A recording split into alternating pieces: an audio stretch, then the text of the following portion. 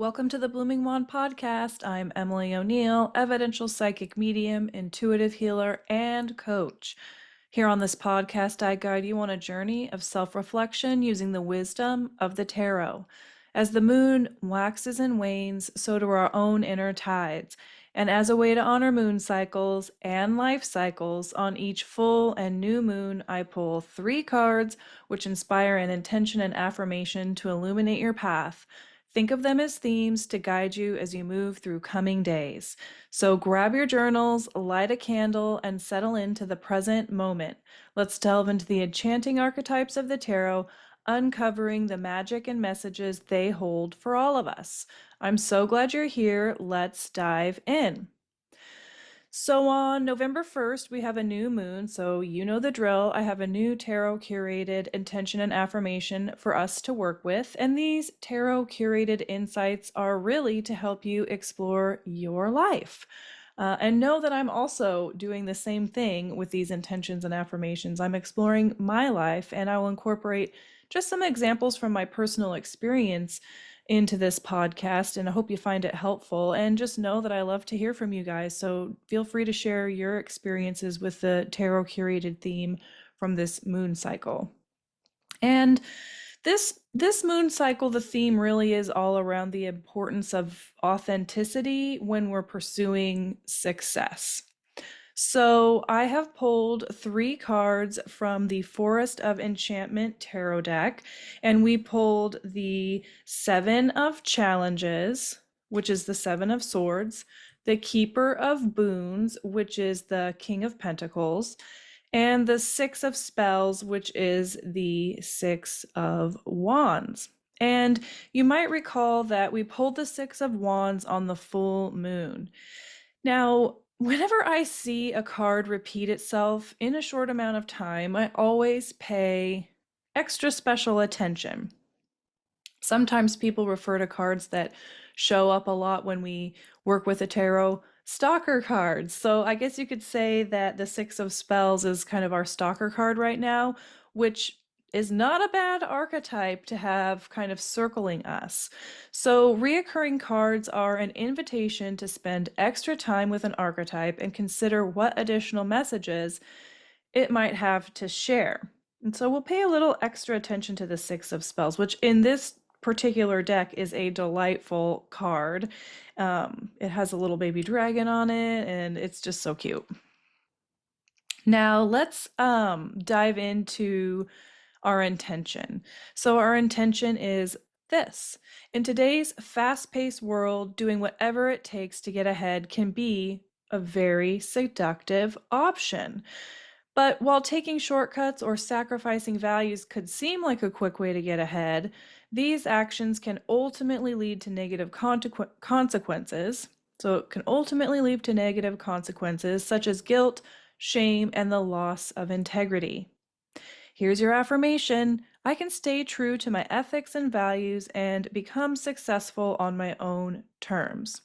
And I want to point out that immediately when my mind goes to like getting ahead or living in a fast-paced world, I think career. But the reality is if you have a passion project, if you're an artist, if you're a creative, if you're working on projects that are special to you, if you're trying to work at a nonprofit, or you're working in social justice, there's all kinds of ways that this topic, this intention and affirmation can apply to you, me, or other people. So don't limit it to just career or the ways in which you can make money, because people have all kinds of reasons for wanting to get ahead or how they view success and what success is. And sometimes it's related to money and how much money they're making or material things. And other times it's just that they want to accomplish a specific goal and they want to do anything they can to get there. And that can be a really healthy, hardworking attitude. And it can turn not so healthy when we find ourselves sacrificing our values just to get something done, essentially, or achieve a goal. So let's dive into the tarot archetypes, beginning with the Seven of Challenges. Now, the Seven of Challenges can represent taking shortcuts or compromising values for personal gain. And when I look at this specific card from the Forest of Enchantment tarot deck, I see three foxes sneaking away from a campsite. They've crept in quietly with the intention to slink away, with the camper's personal belongings. You actually see them doing just that. One's got a little accordion, a teacup, one has a bag of money, and the camper looks like they're in their their little place, sleeping away, or maybe they're awake and working on something, and the foxes have come in quietly and run off with their stuff. And while it's true that the fox may be doing exactly what it needs to survive, perhaps their survival needn't be at the cost of another's well being or their own integrity. Such actions might lead to short term gains, but they can ultimately be unsatisfying and lead to guilt. Now, I don't want to take this idea of the foxes too literally, right? We're looking at symbolic imagery, and I think many of us have heard the term the sly as a fox, being slick, knowing how to get what you want by using any means necessary. And you know what? I don't think that's all the time the wrong thing to do. Sometimes we do need to do whatever it takes to get ahead. I think it depends on the circumstance. As you all know, I tend to not want to view things in terms of this or that or black or white. But for the purposes of this conversation, we really are exploring, is that really necessary? Taking shortcuts, compromising values, doing whatever it takes to get ahead. I think we've all found ourselves doing things of that nature at various points in our lives. I mean, we are all human beings, and I think it's good to take those things into consideration. And I think we've all been tempted. Who hasn't been tempted to take a shortcut to get ahead? So we're not going to say, oh, the foxes are so bad, right? We're going to say that's interesting that the foxes are doing that. Let's explore it some more. Now, moving on to the Keeper of Boons and the Six of Spells. These cards emphasize the importance of perseverance, hard work, and staying true to yourself while working towards long-term success and fulfillment. They remind us that true success comes from aligning one's actions with their values and pursuing goals in an authentic way. So let's look at the Keeper of Boons. When I look at the Keeper of Boons, I see a man seated in a crystal cave. In fact, there are crystals all around him. And he holds a warm cup of tea in his hands, and he has various spiritual tools laying at his feet and a badger at his side. Light surrounds him, and he looks really happy. And when I gaze upon his smiling face, I'm reminded that taking pleasure in daily tasks brings joy to hard work. And I feel like the Keeper of Boons is here to remind us that crystals don't form overnight. And if we work hard like a diligent badger, we'll get where we need to go. And so let's dive into the symbolism of the badger, because I'm sure the artist didn't just randomly place a badger on this card. The badger, as a spiritual symbol, often represents strength and resilience. Badgers are known for their tenacity and ability to dig burrows, symbolizing the ability to overcome challenges. They're solitary creatures, often seen as symbols of self-reliance. And as burrowing animals, badgers are associated with the earth, and that can symbolize grounding and stability. So when I look at the Keeper of Boons, or the King of Pentacles, I've always felt that it's an archetype that has kind of built its wealth, its abundance, its prosperity, its material gain, its spiritual gain, its emotional gain by building on a strong foundation that probably is, centered around some core values and principles. And I feel like when we know what our values are, we can act accordingly, if that makes sense. And so we'll dive into this a little bit more. But next, I want to go into the Six of Spells. So when I look at the Six of Spells, I see witches, I see wizards, and wise ones delighting in the hatching of a baby dragon. Who doesn't love to see a dragon on a tarot card? I know I do. I feel like they've tended to the hatchling's egg for some time, and they're delighted now to have a living, breathing baby dragon in their midst. Everyone, including the dragon, has a face filled with delight. I'm also noticing that the dragon is really soaking up all the admiration that these wise ones are bestowing upon it. I mean, they're truly delighted at its hatching, and everybody is smiling. And in the very back of the card, one of the figures has both of their hands over their chest, like, oh my gosh, I'm so delighted and happy. Now, the Six of Spells symbolizes the power of your intentions and the ability to manifest your desires, and it encourages you to focus on your goals and believe in your ability to achieve them without taking any shortcuts. And since the Six of Spells has been with us for 2 moon cycles, I wanted us to really take that on board. We have the power to manifest our desires, and I'm not talking about manifesting by wishing or watching The Secret or doing anything like that or diving into Abraham Hicks's work. Not at all. It's more of what do you desire and how can you take mindful action to work towards cultivating those desires and honoring those desires, whatever they may be. And knowing that if your desires and your values are aligned with your actions, you're eventually going to have a life that feels fulfilling. And I don't think fulfillment is an endpoint or a destination. I think it's a practice and a process and a journey. And I think that that's something I try to think about when I'm cultivating my personal and professional goals. Is am I going to be fulfilled along the way? Do I take pleasure in my work? Can I enjoy this process and constantly be taking time to reevaluate things along the way? Now, let's just think about it. That part of this theme is, man, I'm kind of tempted to take some shortcuts or sacrifice my values to just get a few steps ahead. And I want us to ponder this. Could the little dragon take shortcuts to hatching? No, it had to go through its full growth cycle. That can't be sped up or slowed down, or the hatching won't happen.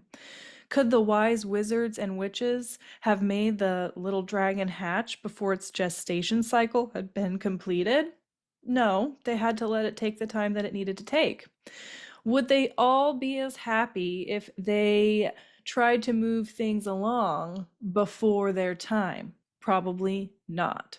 And lastly, I want to point out that there are 2 themes connected with these 2 archetypes of the Keeper of Boons and the Six of Spells and in this particular tarot deck. And that is, they both demonstrate joy and delight. I mean, there are faces in here that are very happy. They've all endured a process where they have worked and tended and efforted. And they're happy. And while these archetypes are associated with hard work, which can be tedious, daunting, challenging, we know what hard work is like, right? We've all done it. They do remind us that if we're going to work hard, it's beneficial to find some pleasure in that hard work. And a wise mentor told me the juice has to be worth the squeeze. So when you're doing your hard work, is the juice worth the squeeze? And that's a question that I often ask myself. So, what's the theme? Overall, these cards together suggest that while shortcuts or compromises might seem tempting, they are ultimately not a path to lasting fulfillment. True success comes from staying true to yourself and pursuing your goals with integrity. Now, identifying your core values is a crucial step in aligning your actions with your intentions. And I can't tell you how many times when working with the tarot or just working with clients or on this podcast, we have talked about identifying core values as being an important step to many things in our lives. So ask yourself, what principles are most important to you? What qualities do you admire in others? And what kind of a person do you want to be? And this can help you start to understand your core values. So, one of my core values in my work here at Blooming Wand is to raise the standard of care in the industry, meaning that it's important to me to demonstrate ethics and integrity in the field of evidential psychic mediumship. I also feel that one of my values is to demonstrate that the tarot, mediumship, psychism, and journaling, frankly, are effective, intuitive healing modalities that can make a big impact on people's lives. And you don't have to become a professional psychic medium to see those benefits. So, those are some of my professional values. On a personal level, I value kindness and empathy and hard work.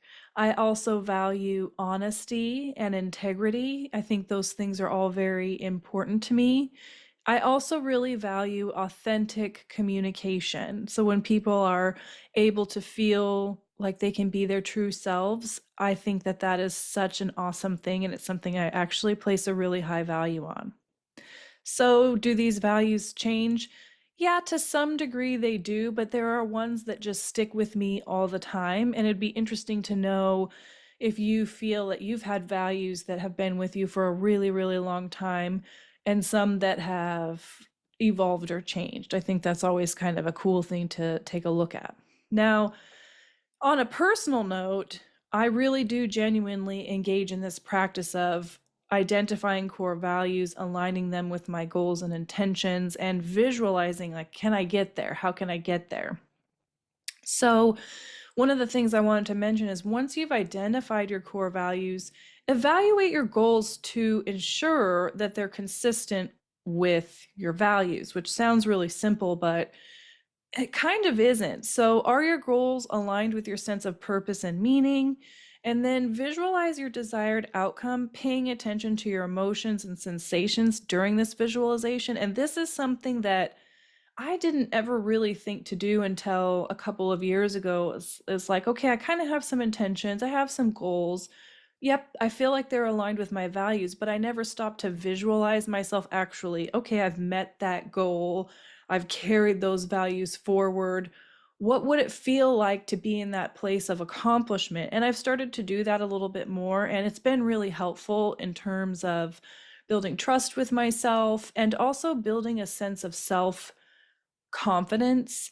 And I want to loop back to one of the things I said earlier about finding joy in the work. That's been also really important to me because things have often taken longer than I thought they would in terms of realizing my intentions and goals. But one of the positives of that is I really take a lot of pleasure in what I do. So the fact that sometimes things take longer, it didn't bother me that much because I enjoy what I do. So again, I want to mention that this is a practice that I engage in, and I'm super curious to know how it works for you or if you find it useful. And I just want to say that, as a spiritual woman in business and in a spiritual business at that, I often have to weigh my values and my goals, and I have to ask myself, what's my intention in doing this work? It's true that part of that intention is, in fact, making money and earning a living, but definitely not at the cost of my values. But with that said, I can tell you, I see a lot of people in my line of work doing all kinds of crazy things to get attention and to get ahead. And the truth is, they often do. And while that saddens me, I know that that's not my path, but I'd be lying if I told you I wasn't sometimes tempted. Now, how about you? How do you stay true to your path? Do share, I love to hear from you. And I did forget to mention earlier on, don't forget to check out the cards to see what their imagery awakens in you. If you're not receiving my new newsletter, I'd invite you to sign up. You'll get the new and full moon intentions and affirmations sent right to your email inbox. You can see the cards that way.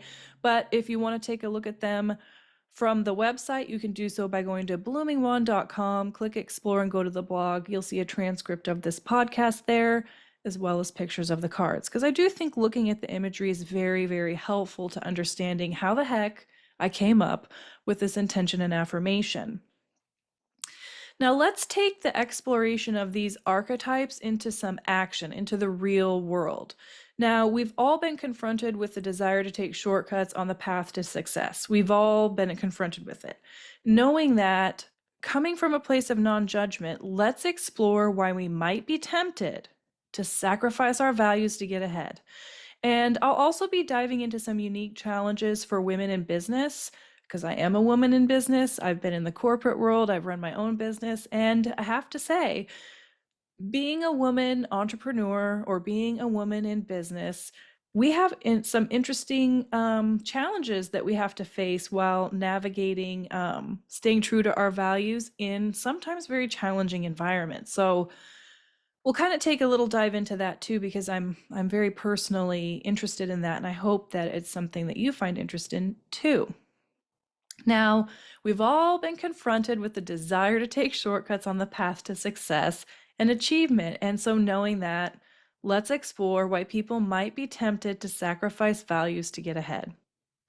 Now, societal expectations and the desire for personal achievement can sometimes lead people to feel pressured to take shortcuts and compromise their values. So, societal expectations. Oh my gosh, if you're living in the United States, it's a fast paced world where a lot of times we're being influenced by content that's like, you got to go faster, you got to work harder, you got to do more, that's not enough. And it's like, whoa, already working really hard. And so, if you're already working really hard, shortcuts can look desirable, even if they mean you're going to maybe compromise your values.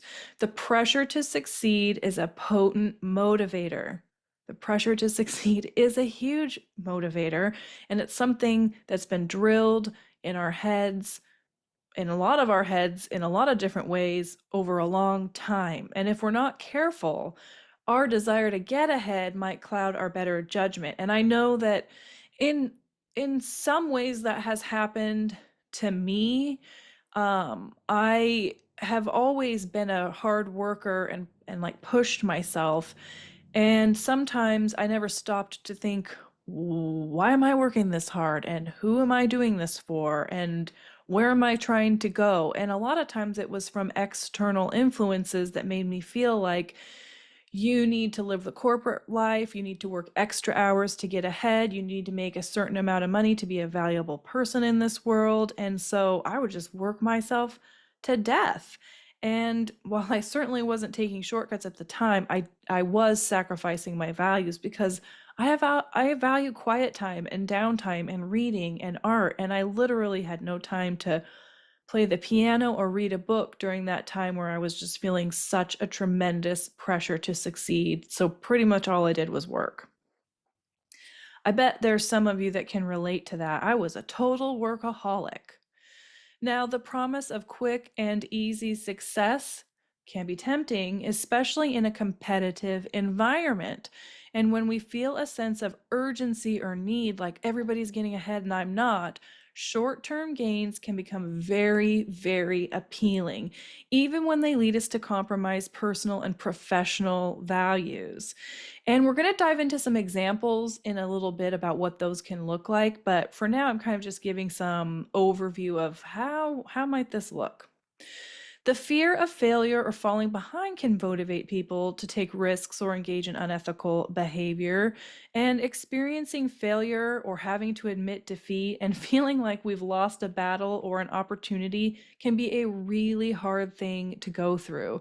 And knowing that, maybe knowing we want to avoid those things, we might be tempted to ignore our values to get ahead. So we don't want to fail. And so we kind of overlook certain things to get ahead.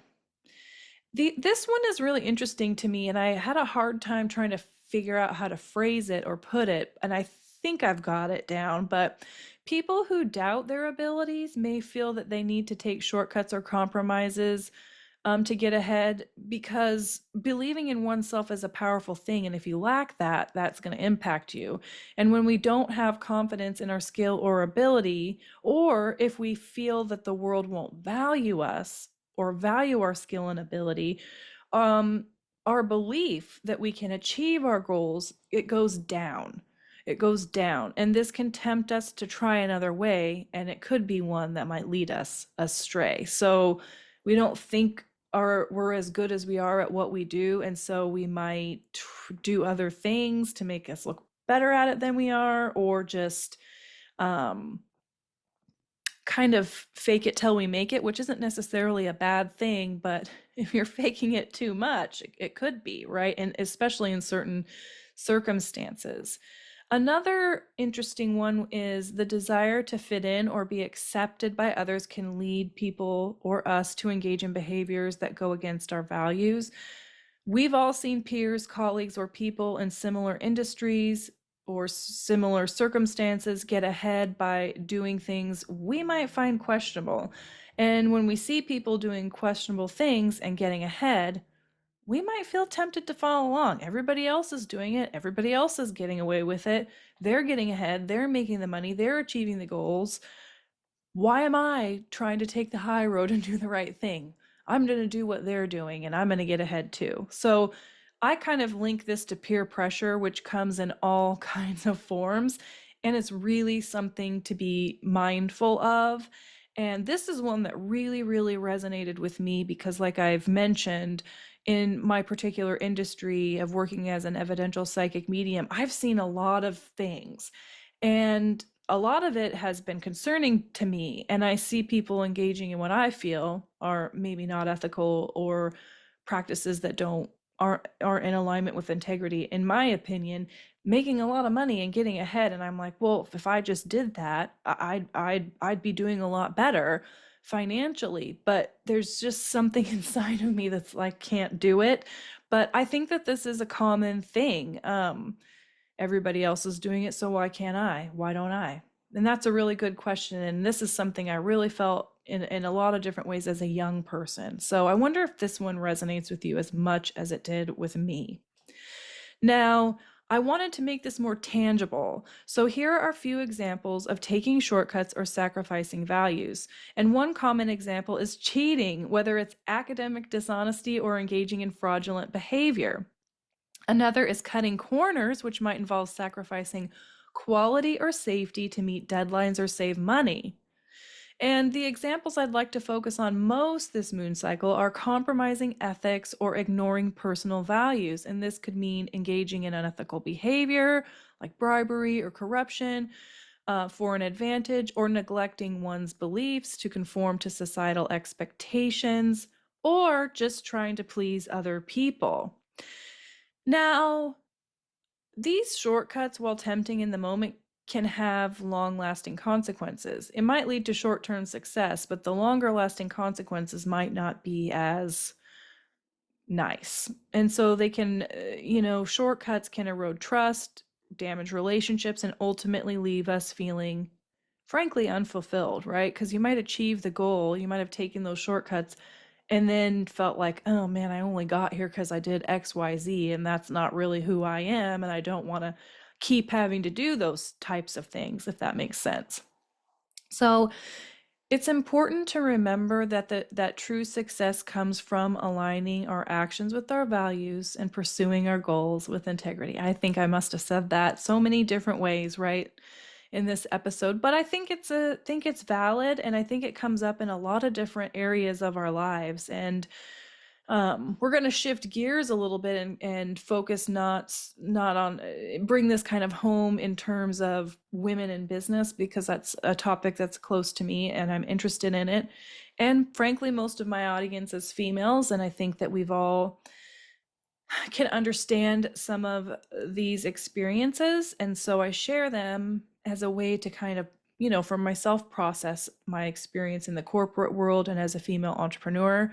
So let's go ahead and dive into some of these unique pressures that women face in business.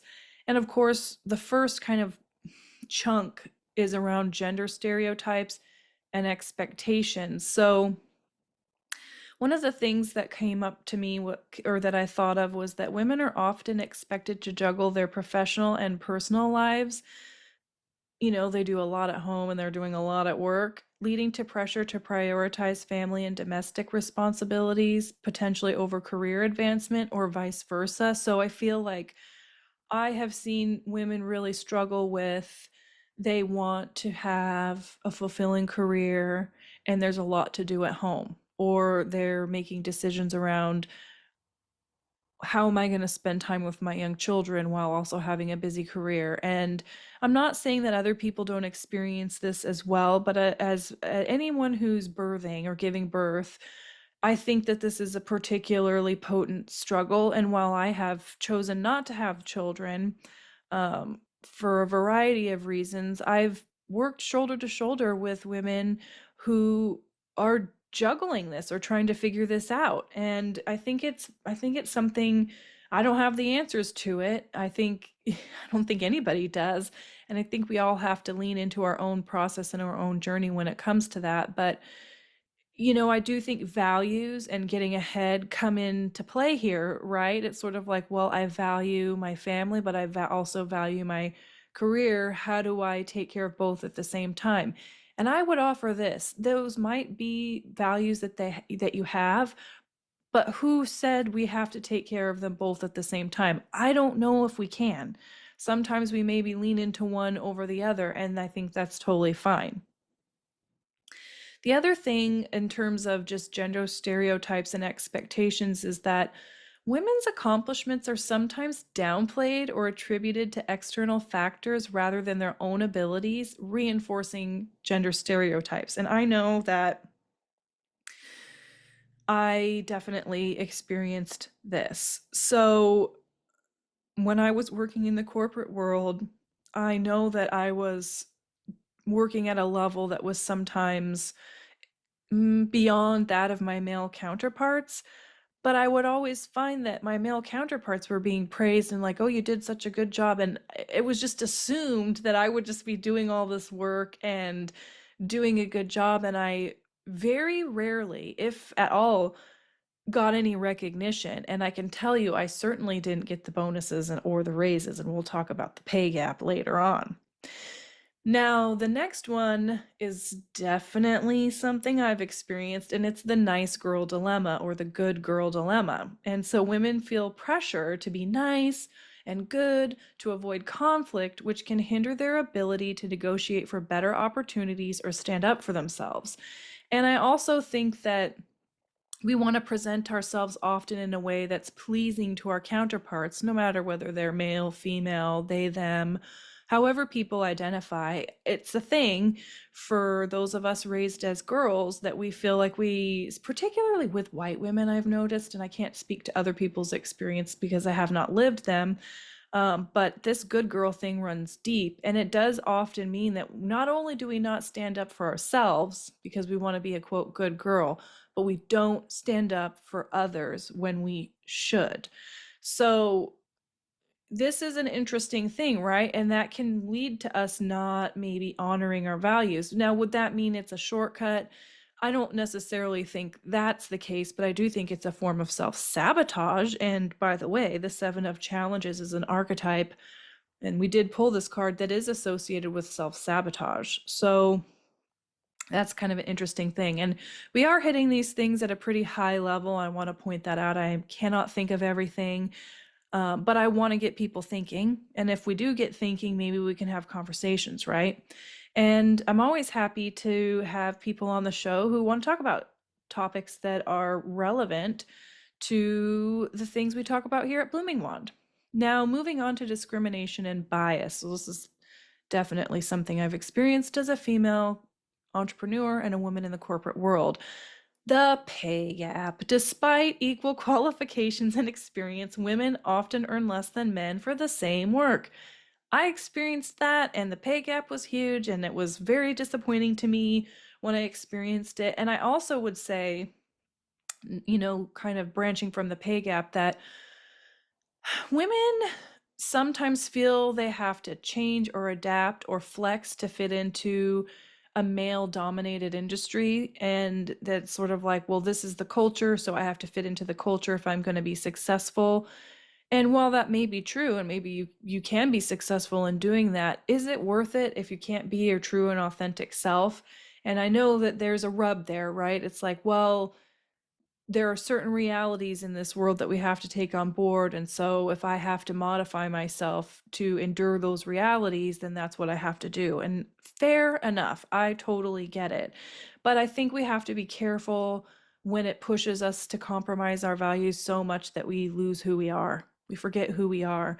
And I know what it's like to be a female working in a, while my industry was oddly predominantly female, once we got up into the leadership roles, which I was in a leadership role, it was predominantly male. So we're talking about the technical fields here. And I often struggled with, well, like this is the way they all act, so maybe I should act that way too. But if you know me, you know I'm a person that really can't. I pretty much wear my feelings on my face, and I don't hide much. So that didn't really last very long for me, and I had to just be who I was. But I would say the number one thing for me was I did fall into the good girl trap, and I'm still working on that. Like, that's still a thing for me. Now, in terms of discrimination and bias, women also face barriers to advancement, such as being overlooked for promotions or leadership roles. I think that it depends on the industry, but I think that this is still something that happens in 2024. I know that I've seen it personally myself. And the other thing I want to bring up is stereotyping, in that women are subjected to harmful stereotypes that can limit their perceived abilities or potential. So here's the one, like, we're literally dealing with this with the presidential election.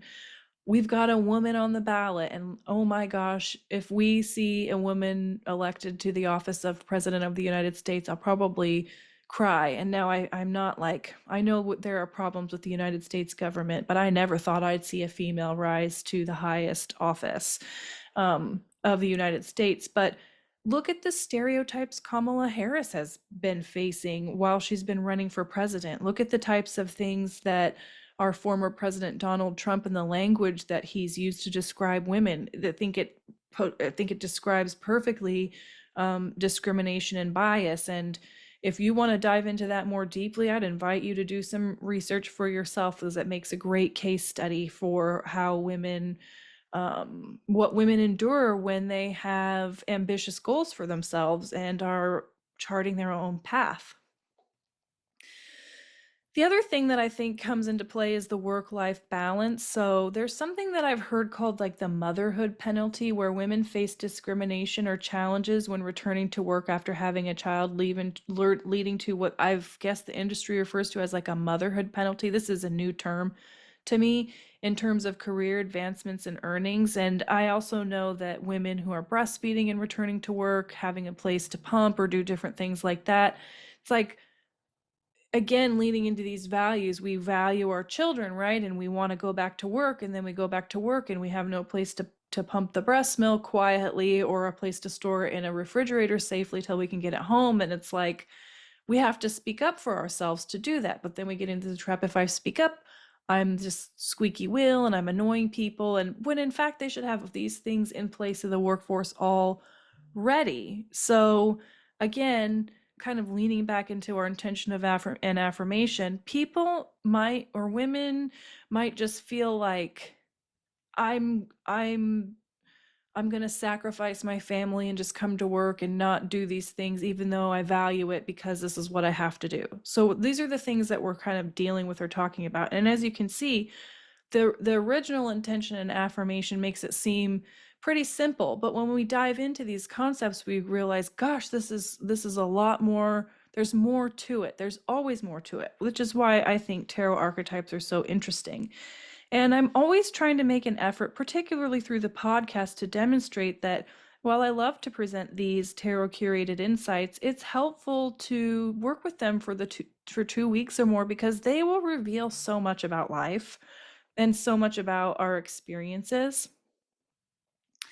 And there's another thing, just looping back, sorry I went off on a tangent there, but with women in the workforce or women entrepreneurs, the work-life balance. So women, after particularly having kids, want to request a flexible work arrangement or reduced hours, might be perceived as less committed or just problematic, because it's like, well, yeah, they just had a baby, so they're going to want to work less hours, and that's going to be more work for us. And it's like I see both sides, but we need to do better, right? So people don't feel like they're put into a situation where they're choosing between the lesser of two evils, right?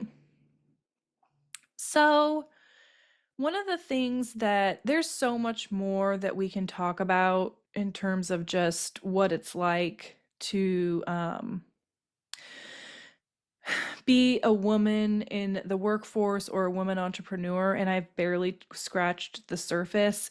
But I couldn't help but draw a parallel between this intention and affirmation to what it's like to be a woman with a career, and how that played out for me in terms of shortcuts, sacrificing values, trying to get ahead and meeting my goals, and how complicated that can be at different points in our lives. And so while I did mention at the beginning of the podcast that career is not the only place that this intention and affirmation can come into play, there are so many other ways that it can. For me, for whatever reason, career was the first place that I went to.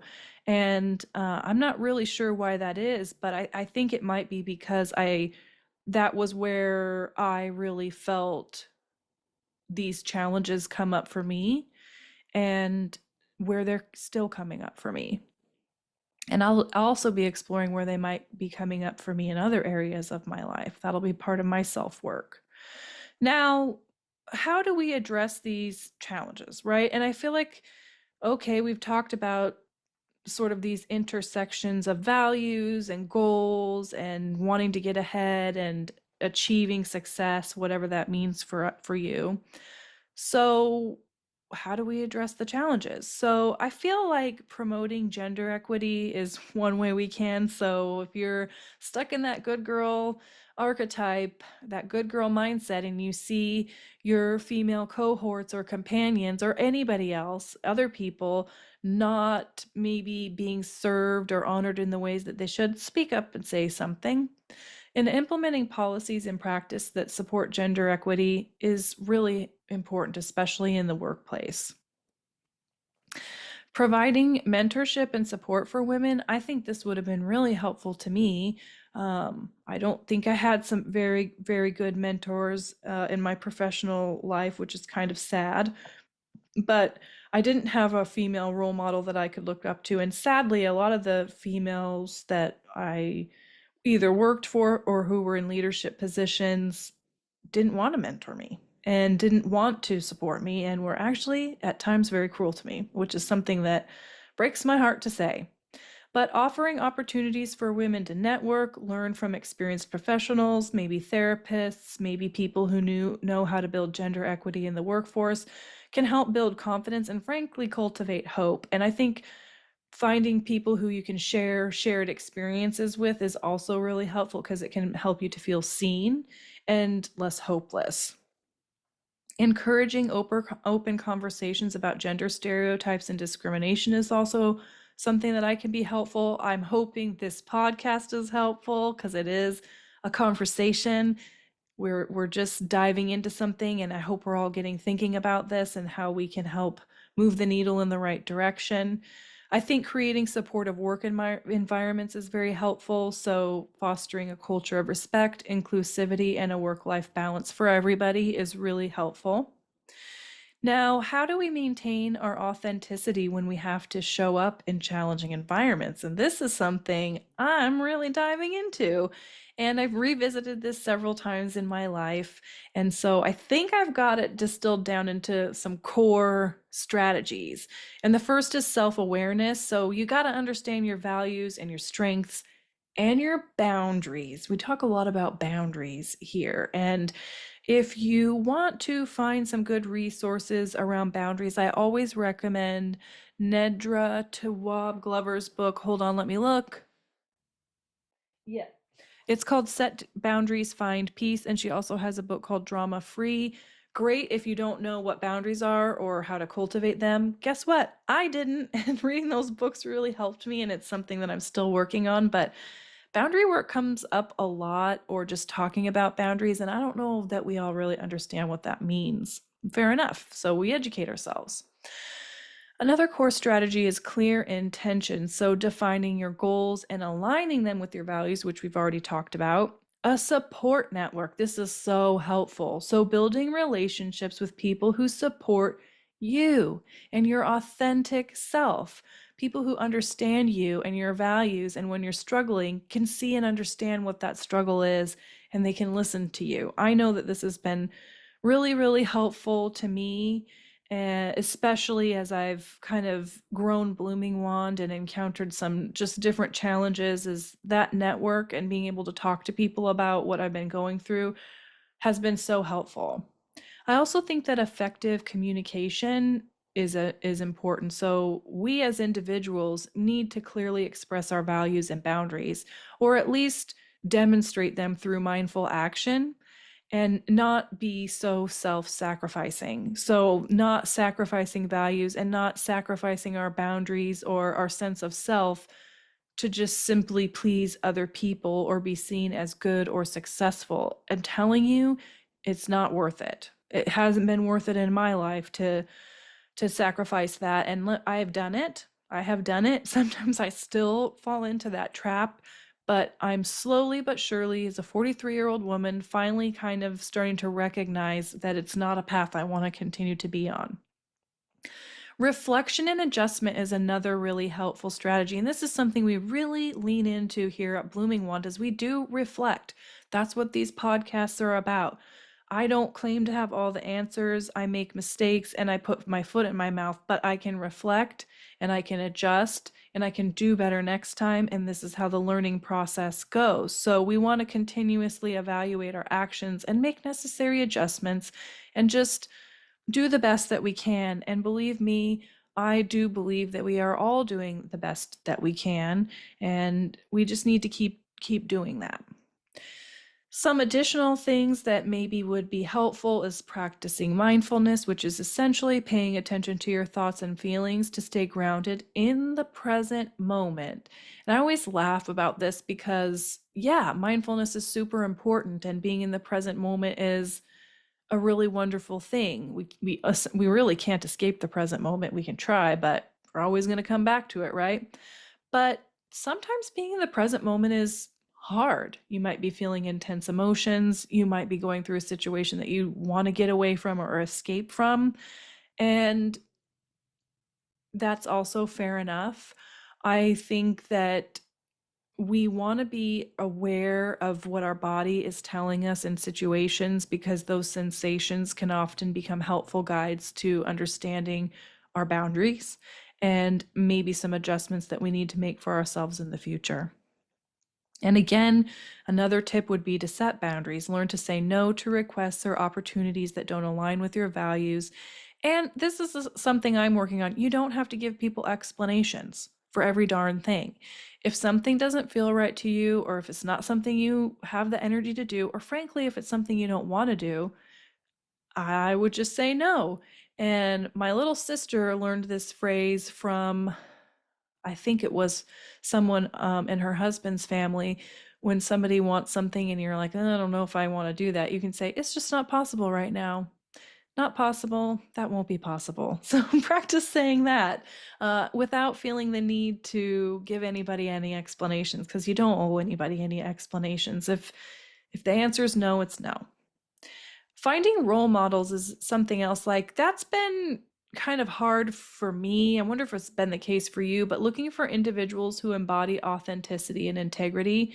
And boy, when I find somebody who's authentic and I feel is an integrity, I really do love them and hold them close. And I'm not saying that being authentic and integrity means they're perfect or they're doing everything right all the time, but it usually comes with a person who's compassionate, empathetic, and curious and self reflective.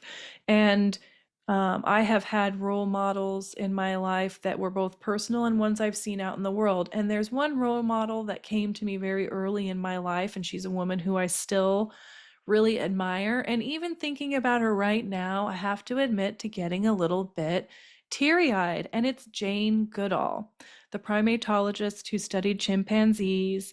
and just her advocacy for animals and the environment, and how she observed and learned with trying to do as little harm to the places that she was studying as possible. And I just think she's wonderful. And she's obviously an elderly woman now. She's an elder, she's a wise one. And when she speaks about the destruction and climate injustice and climate change, one of the things that just makes me feel this admiration for her is that she doesn't ever give up hope. And I think that that's an important thing, is not to give up hope. So role models can really help us stay true to ourselves. Just Jane Goodall stayed true to herself, and look at all that she's done. The other thing, this is a good one, and this is another one I chuckle about because I'm thinking about past Emily who would have really rolled her eyes at this, and that's taking breaks. It's good to take breaks. You don't want to burn out, and you need to schedule time for rest and relaxation. And I love my job and I love working, and sometimes I'm like the little engine that could. I just keep on going and going, and I realize, well, you haven't had any Emily time and you haven't had any rest, and so I have to literally block it out on my schedule, or I just kind of keep going. I might be a workaholic. I don't know. I'm still working on that, but taking breaks is really important. And I think taking breaks throughout the day. So it's easy to get wrapped up in our tasks and our to-dos and other people and meetings and talking and the internet and all of this stuff. And it's like, whoa, I haven't gotten out of my chair. I haven't had water. I haven't taken a little walk. So, and you know me, I'm a big proponent of 10 minutes of quiet time every day, if that's all you can do. But taking breaks is really, really helpful. And lastly, and this was the theme for the last moon cycle, which is celebrate your progress and your journey. Acknowledge your efforts and achievements, no matter how big or small, because you've come a long way, baby. You've done a lot of things, you've learned a lot of stuff, and when's the last time you looked back and thought of all the things that you've been through and all the things that you've learned? And you're an awesome person, and I'm so glad that you're here. And just let's remember that maintaining authenticity is a journey, it's a process, it's something that we're constantly refining, and it takes time and effort and self awareness. But hopefully, some of the strategies we've talked about, some of the examples that have been given, will give you some insight, some jumping off points to consider this moon cycle's theme. So let's do this thing that we always do where we loop back. And I read you our intention and affirmation one last time. So here it is. Here's our intention. In today's fast-paced world, doing whatever it takes to get ahead can be a seductive option. And while taking shortcuts or sacrificing values may seem like a quick way to get ahead, these actions can ultimately lead to negative consequences, including guilt, shame, and a loss of integrity. Here's your affirmation. I can stay true to my ethics and values and become successful, whatever that means to you, on your own terms. Well, I'm so glad that you joined me for this episode of the Blooming Wand podcast. Don't forget to sign up for the newsletter or check out my online shop. I've got tarot spreads, journals that don't require tarot cards, all kinds of self-reflection tools. Take good care of yourselves. Get those journals out, and I'll see you on the full moon.